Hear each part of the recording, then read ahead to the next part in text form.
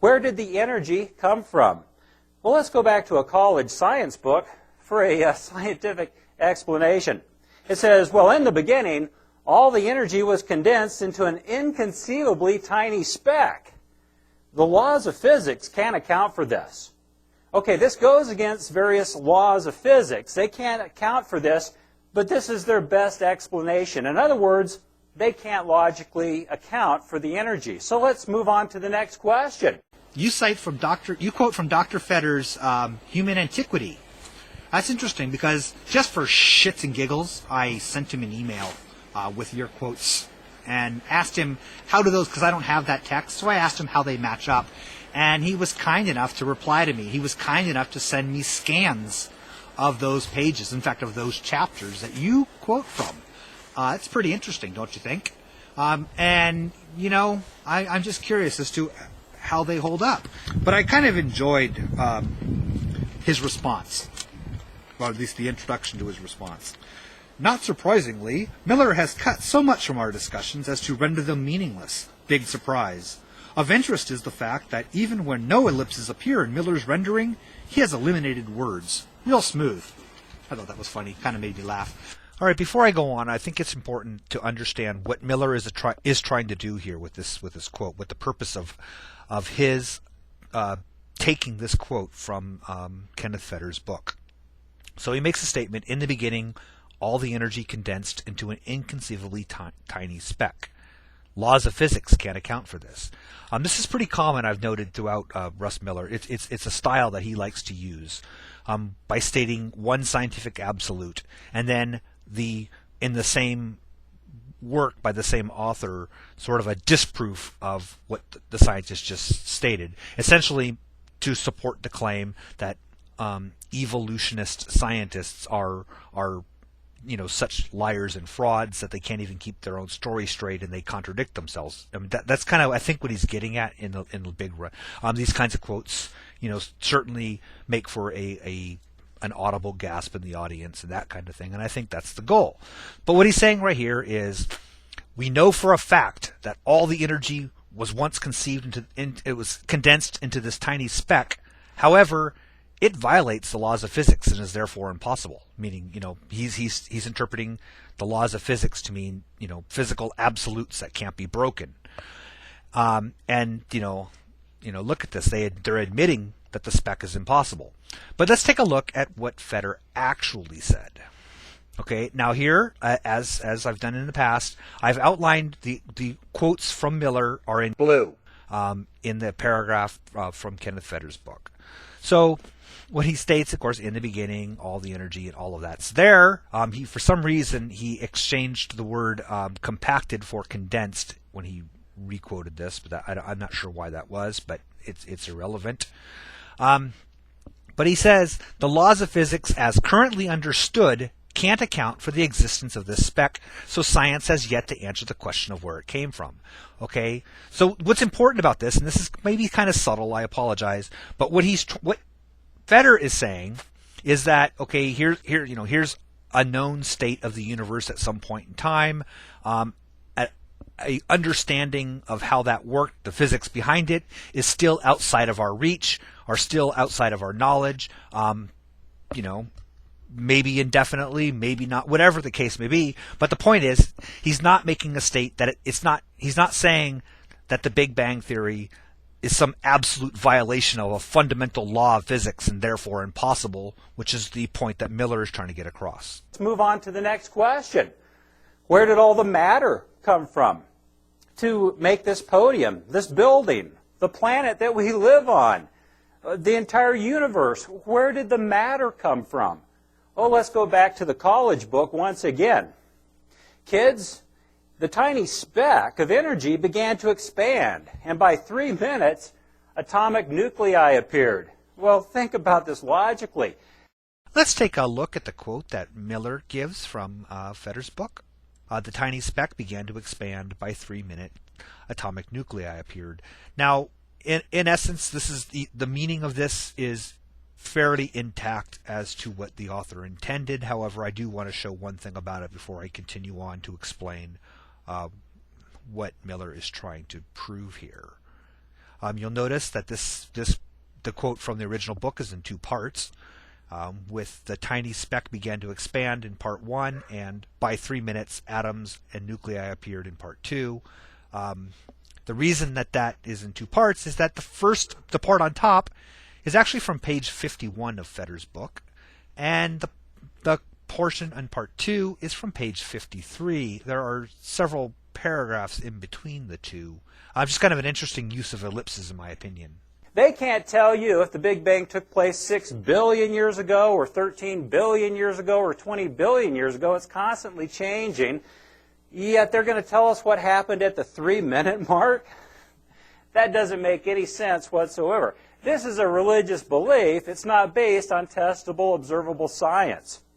All right, first of all, you make the statement here, Russ, that the people have been saying that the Big Bang happened 6 billion years ago, 13 billion years ago, 20 billion years ago. It's constantly changing. Now, that's a really interesting statement to make, considering the fact that I'd like a source on that. I'd like a source of where any Big Bang cosmology has the universe appearing 6 billion years ago or 20 billion years ago. That's pretty interesting.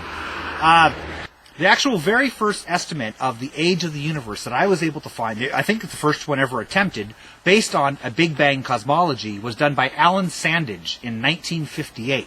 And he calculated the universe to be 14 billion years old. The modern estimate of the age of the universe is 13.75 plus or minus 110 million years. Basically, what that works out to be is from the first time the age of the universe was calculated, 50 years ago, until now, there's been about a 3% reduction in the estimated age of the universe. Less than 3% reduction in the age of the universe. So I'm not sure how less than 3% over a 50-year period qualifies as constantly changing. I think that what you're doing here isn't actually drawing any facts, is that you're trying to paint science as not knowing, basically just kind of fumbling around in the dark, no knowledge of what we're talking about on any subject. And because you're speaking to a relatively scientifically illiterate crowd, you're not going to expect any of them to actually look this stuff up. In fact, a letter signed by dozens of scientists appeared in New Scientist called Bucking the Big Bang. It included these statements. The Big Bang theory can boast no predictions that have been validated by observation. Claimed successes consist of retrospectively making observations fit by adding adjustable parameters.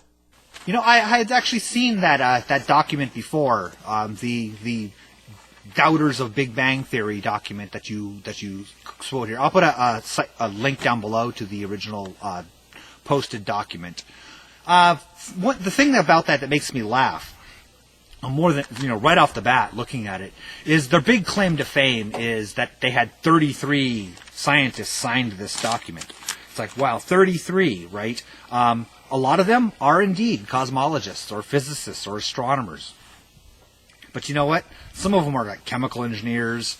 Some of them are general engineers and such. There's nothing wrong with those professions, but they hardly qualify one to talk about the Big Bang. But even ignoring that, let's just look at the ones that actually are real cosmologists and such. The first thing, 33 signatories on that. Now, I wasn't sure. I tried to find out how many people in the field there actually were worldwide, and I'm sure somebody can come up with a better number than I can with that. And I didn't have very much luck doing that. So I thought, at the very least, I'll look up one of the larger professional societies, and I found the American Astronomical Society. And they have a membership of 7,000. And I'm not sure exactly what percentage 33 is of 7,000. But that's a pretty small number. It certainly doesn't paint a good picture about the general consensus of doubt in the Big Bang Theory in modern science. But the other issue about that I laughed at, because I did start looking up these names. I went through the top people on the list, looking up the names. And, of course, there are actually legitimate physicists who have studied the Big Bang, studied the origin of the universe on that list. And so, all right, you found some doubters of the Big Bang Theory. But here's the question for you. How many of those do you think believe in a supernaturally created universe that's only 6,000 years old? How many of them on that list do you think support that your worldview? The reality is, the ones that the other alternative to the Big Bang Theory is an eternal universe that's trillions and trillions of years old, unchanging, maybe fluctuating now and again, but never actually changing, a steady state universe. That's what the opponents of Big Bang Theory are holding on to. That's what those people support. That's what they are arguing for, not your view. And that is, I'd say, more damaging to the Bronze Age mythology that you support than is the Big Bang Theory. I mean, when I've read articles from creationists that claim that when the scientists first proposed the Big Bang Theory, that it was a victory for creationists, old Earth creationists at least, because it said, see, the universe did have a beginning, like we've been saying all along, unlike scientists that say the universe is eternal. But anyway, so I'm not sure why are you bringing up people who are as opposed to your worldview as any Big Bang theorist, if not more so, as somehow supporting your side of the issue? Making observations fit by adding adjustable parameters. For instance, let's look at some of their adjustable parameters in our own solar system. Cosmic collisions are one of the magic wands that prop up the failed predictions of materialistic naturalism. Uranus is tilted over. Venus rotates the wrong way. The atmosphere of Mars is too thin. The planet Mercury is too dense to fit their predictions. Therefore, they make up a cosmic collision. Something must have collided with these different orbs in order to change the predicted outcome. The letter went on to state, so in reading from the statement on this list of Big Bang doubters, I find it pretty interesting that you talk about the need for tweaking of theories and predictions in order to fit observed evidence, and then you go and show rotations within our solar system as if that has anything to do with the Big Bang Theory. Do you think honestly that astronomers are looking at the motions of planets, the motions of asteroids or moons in our solar system as somehow confirming or disconfirming the Big Bang Theory? You do. I know where you're getting it from. You're getting it from that retarded Hovind spinning dot bullshit. That's where you're getting this from. You're trying to be a little bit on a higher level than Hovind's version of it, but you're not succeeding. The reality is, okay, explain to me. You tell. I will. I'll tell you. I will get out on my knees and start praying if you can show me one legitimate publication, one legitimate source of somebody utilizing a Big Bang inflationary model of the universe that predicts that Mars, the atmosphere of Mars, should be denser than we observe. Find me one. Find me one thing like that. I swear, Scout's honor, whatever the hell it is. I'll give it all up and I'll become your disciple if that's what you want. Okay? Find it for me. I know you can't. Yeah, because you're, again, baffling an audience there. You're baffling a bunch of people who don't know any better. There's a word for that, by the way.